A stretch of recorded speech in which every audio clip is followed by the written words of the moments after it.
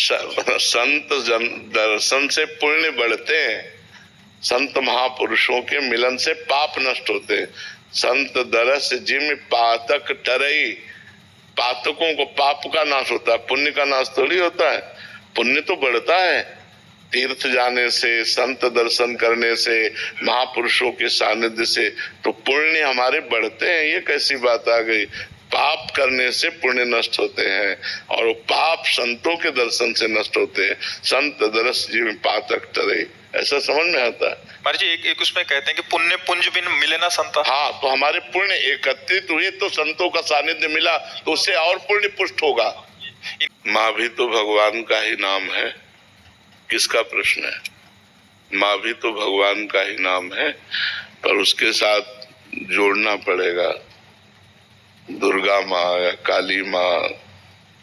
माता जी के अनंत नाम है, उनमें से एक नाम जोड़ लो ना, फिर माँ। तो बस माँ शारदा माँ, शारदा माँ, शारदा माँ नाम जप करो, ऐसे उनका चिंतन करो, उनका ध्यान करते रहो। और परीक्षा की बात तो जितना पढ़ाई होती है उतनी उसका त्याग कितना बड़ा है। अपने परिवार, अपने सब सुख सुविधाओं को छोड़कर जैसे राष्ट्र सेवा में पूर्ण प्राण समर्पित है, तो एक तपस्वी साधना युक्त महात्मा जैसे ऐसे वो है, उसमें कोई अंतर थोड़ी है। इसलिए हम राष्ट्र सैनिक को बहुत सम्मान देते हैं, बहुत प्यार करते हैं। तो उनके सिवा कोई प्यार करने वाला है नहीं, पक्का। ये तो 100% हम आपको कह रहे हैं।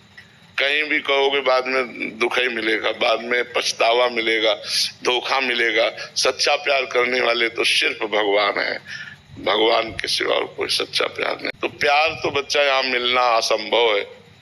सबको पूरा जीवन हो जाता है, एक खालीपन बना रहता है कि हमें कहीं प्यार नहीं मिला। तो सच्चा प्यार कहाँ मिलेगा? भगवान के चरणों में, सिर्फ भगवान के चरणों में। जो भगवान से प्यार किए वही तृप्त हो गए। देखो केवट भगवान के चरणों को पखार रहा है। अति आनंदो मग अनुरागा, चरण सरोज पखारन लाग। भगवान फिर बाद में उसको अंगूठी देते हैं सीता जी की, तो कह रहा अब कछुनाथ न चाहिए मुझे, अब हमें नहीं चाहिए, मिल गया, आपके चरण मिल गए, अब मुझे कुछ नहीं चाहिए। तो सच्चा प्यार तो भगवान करते हैं।